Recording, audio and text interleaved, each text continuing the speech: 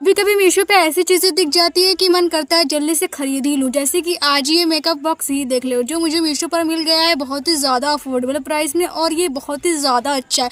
ये मुझे मीशो पे जैसे ही दिखा मैंने जल्दी से इसे ऑर्डर कर दिया, क्योंकि ये बहुत ही जल्दी आउट ऑफ स्टॉक हो जाता है और ये दिखने में बहुत ही ज़्यादा पिंटरेस्टी है। इसमें आपको एक नहीं दो नहीं बल्कि बहुत सारे शेड्स मिल जाते हैं और इसके शेड बहुत ही ज़्यादा ब्यूटीफुल है और ये दिखने में बहुत ही ज़्यादा अच्छा लग रहा है। इसमें आपको अलग अलग शेड के बहुत सारे आई शेडो मिल जाते हैं, तो आपको और कोई पैलेट लेने की ज़रूरत नहीं पड़ेगी। अगर आपको इसका लिंक चाहिए तो कमेंट कर देना और मुझे फॉलो कर लेना, लिंक आपके डीएम में आ जाएगा।